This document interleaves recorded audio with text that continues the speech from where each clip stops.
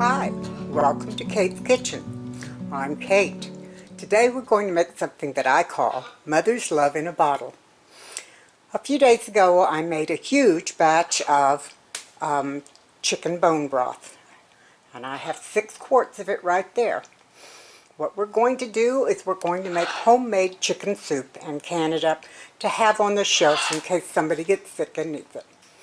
Our ingredients are the bone broth, carrots, celery, onions, chicken, a little bit of salt, and a little bit of garlic powder. Of course, our jars and all of our measuring. To save you all some time, but not me any work, I've gone ahead and done quite a few of these up. I have one layer in the canner behind me, and this is the beginning, most of the next layer. I saved 2 jars that I'm going to fill in front of you so you can see what goes in it. Basically, in each jar, I put 1/4 of a cup of very finely chopped chicken. And what I used was chicken breasts. And I took the skin off and the bones out.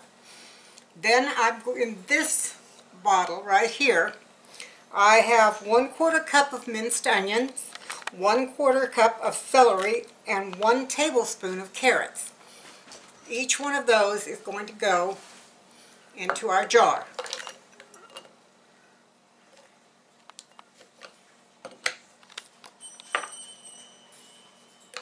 By the way, this is starting off cold, or room temperature actually, so you don't have to worry a lot about whether you're touching hot bowls or pans or bottles or anything like that, because we're starting off at room temperature.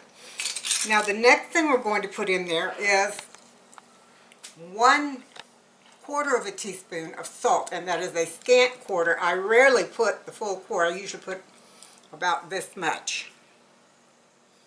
And that goes in each jar. You don't want to overdo the salt. Then I put a little less than that, or about 1/8 of a teaspoon of garlic powder in each jar. Next, I take my black pepper. I don't use the grinder because I don't use pepper much. I'm allergic to it. And I put about the same amount of black pepper in it. That's all of the solids that go into your bottle. We're back to the chicken bone broth I made. I did not strain it, nor did I remove the fat from it after putting it in the refrigerator. Both of those things give it extra flavor, and since we're making a soup, especially for people who are feeling poor, we want the most flavor. Now I simply pour the broth into the jars to fill it up to the neck.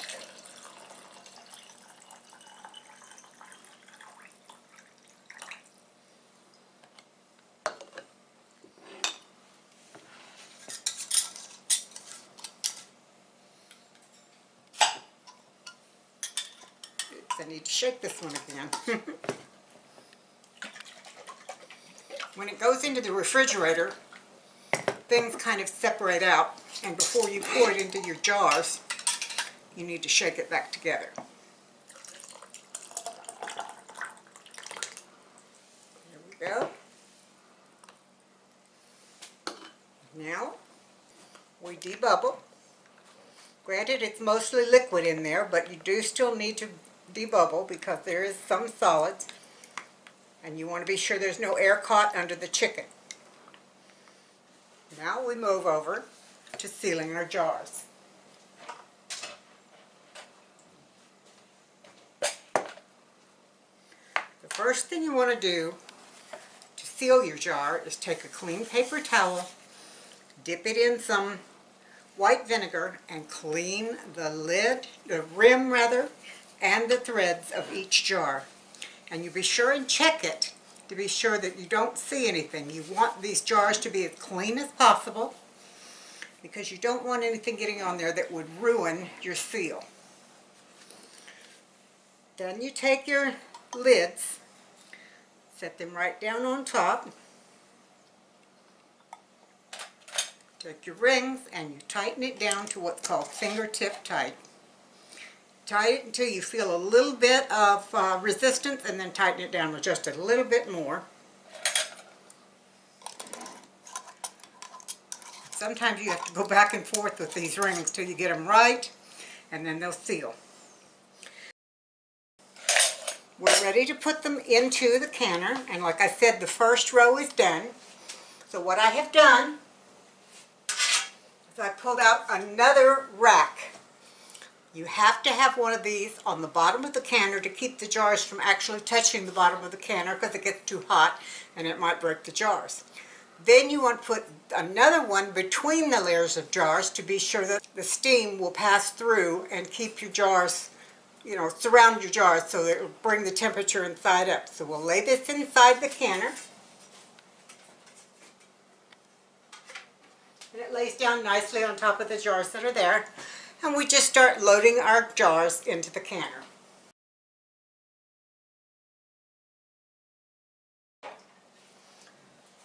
There are now 20 pint-sized jars of chicken soup inside our canner.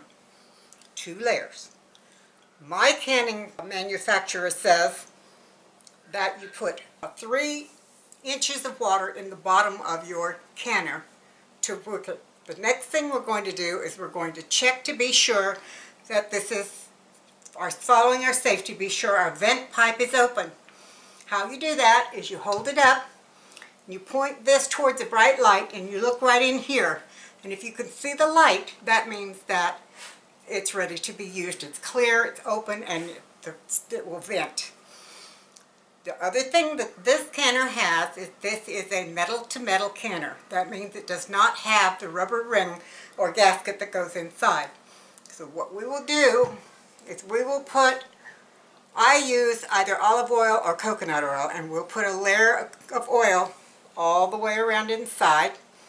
And then we'll go into the canner itself and do the same thing right around the top here. That will give it a good seal. The oil will give it a good seal, but it won't allow it to stick. So when it's time to take it off, you just undo your lockdown and turn your canner jar and it comes loose. So I am going to get my oil and put it on here and get it ready to go. I decided to bring you back a minute or two early because I wanted you to see, instead of just hear, how we put the oil on here to keep it from sticking closed. This is a heavy lid. It's all made out of one giant piece of aluminum, so it's heavy. But you just take your little basting brush and you dip it in your oil. This happens to be coconut oil. It's warm in my kitchen, so it has liquidized. And we just brush it on there to be sure it's well coated. So many people that I talk with who've never pressure canned are very frightened to try it, and it's a shame because if you follow your safety precautions and do things the way you're supposed to, there's nothing scary about it, and it's some of the best canning you can do. Anything that is non-acid and non-high sugar has to be pressure canned. That's most of your vegetables, all of your meat, and a lot of other things too, some of your fruits even. So pressure canning is really not scary, and it's really not hard. You just have to follow safety precautions. These things are made in such a way now that it's very highly unlikely that anything is going to happen. It has double locks on it. It has a pop-off valve that if the pressure gets too high, it'll let the excess pressure off. It's got gauges to tell you how much pressure is in there. It's got a little weight that goes over the top that you can remove that lowers the pressure as well. So it's pretty unusual that anything is going to blow up, as all the stories say. Now we've got the lid coated. I'm going to walk over to the canner and we're going to do the same thing on the inside of the canner. And again, all I'm doing is painting the oil inside the canner, right where the canner and the lid come together. And that's all it is to that part. Before we put the lid on, the last thing we're going to do, and I almost always forget to tell you guys this for some reason, I live in an area that has very hard water with lots and lots of minerals in it. Those of us who live in that put our white vinegar that we use to wipe the tops of our jars into the canner water. That keeps that mineral from building up on the outside of your jars and making a really ugly, awful white film that's very hard to get off. I've probably got about 1.5 ounces of water in this little bowl, and we're just going to pour it inside the canner. And that'll mix with the water that's in there, and it'll keep it from getting all icky. On top of our canner, we have a little arrow etched in the canner lid right there. That arrow matches up over here on the side of the canner with a slot, a little dent. When you're putting your canner lid on, you want to line the slot or the dent with the arrow, press down a little bit, and then turn it. When you turn it, there are some L-shaped brackets that are attached to the lid. They slide under this part of the canner, which just happens to be part of the metal that the canner is made of. It's all one piece of metal on the bottom. Now the next thing we do is we put these locking mechanisms up. I didn't quite get mine loose enough the last time I took it off, so you put them on opposite sides and you put them up together, and then you twist them until they lock down. You want to be sure they're fairly well locked, but it doesn't have to be, you don't need to get a big strong man to come and do something about it. I can do it, and I'm not strong, so. But you do opposite sides each time, both doing it up or locking it up, and when you unlock it once your canning session is over. You do it on opposite sides. There. The next thing we're going to do is we're going to turn on the heat under the canner. I'm going to turn it on high, and I'm going to let the heat build up inside. When the heat has built up, it will start spewing steam out of the steam vent. Thank you. Out of the steam vent. And I will, once that is coming regularly, I will set my timer. After it has vented for 10 minutes, I will put my weight on. This is the weight that goes with this machine. It is set up for 5 pounds. This is the 5-pound hole. 10 pounds there, or 15 pounds. What you use is determined by your altitude. Your recipe will tell you which you use. In my case, I am almost at sea level, so I always use the 10-pound weight. After this has spewed steam for 10 minutes by the timer, I'll set that little tin, I'll bring it over, and I'll set it right down on here. Then I'll start watching. Let me turn this around a little so y'all can see it better. I'll start watching my gauge. As the pressure builds up inside the canner, the gauge will rise up. Now what we're doing at my altitude needs to be 10 pounds of pressure. When it reaches 10 pounds, which is right there, I will know that I need to turn my temperature back down to about 7. That will maintain that 10 pounds of pressure, and we will start our timer. It will cook for 75 minutes because these are pint jars. If I had them in quart jars, it would be 90 minutes. After the 75 minutes, all I do is turn the temperature off on the stove and allow the canner to come back to neutral pressure all on its own. That usually takes between 45 minutes and an hour. Once that has finished, I will loosen the petcocks and take them off all the way around, turn the canner and lift it up away from my face. I don't want steam in my face, and yes, there is still steam inside there even when it comes to neutral pressure. And I will take the jars out. I am going to turn on the heat, wait for it to steam, do the pressure, do all the processing, and I'll bring you back when it's time to take all 20 of those jars out of our canner. Hi, we're back. We're getting ready to open the canner. It's come down from pressure to 0 pressure. It was up to pressure for 75 minutes while it canned the soup. So now I'm going to take the weight off first. Then I'm going to loosen the dogs. And it may take both hands on some of them because I did them pretty tight. There we go.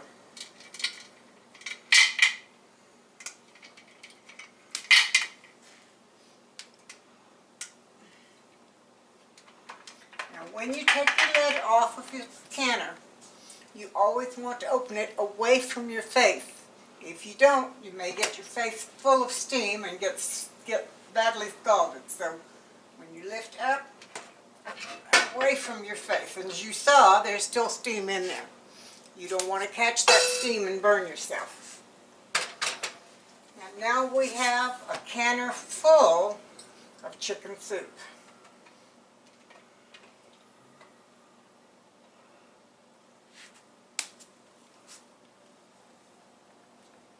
If you look very closely, you can see it's still bubbling inside.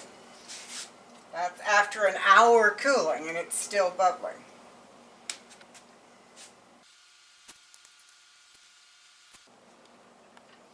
As things cool down inside, not only will the jars seal, they'll quit bubbling and quit cooking, and the fat that is in the broth will settle down into the bottom of the jar or will make a layer across the top of the jar.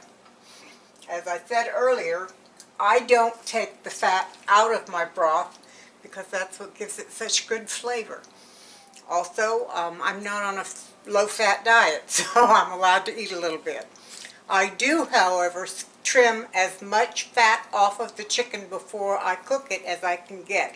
So what's there is what was in the meat, not on the outside of the meat. These things are really, really bubbling away.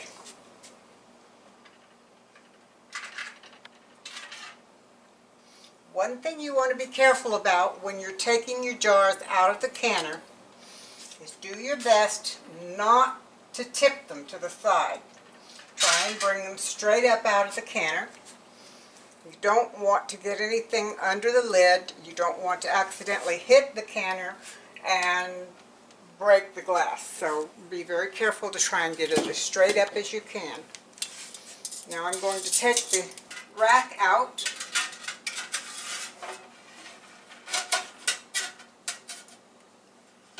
If I can get it out.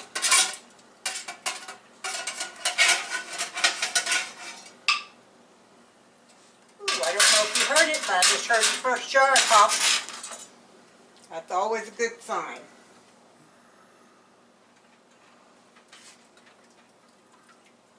When you take these out, there will, on most jars, have a little bit of water on the top of them. And that's not anything to worry about. It will probably dissipate, but if it does not, as you're cooling your jars, or at least as I'm cooling mine, I most always put a tea towel over the top so that they cool slowly. And that tea towel absorbs any extra liquid that's there. So it's not something you have to worry about. I don't like to let them cool touching because when they come out they're so hot, I don't want to cause problems.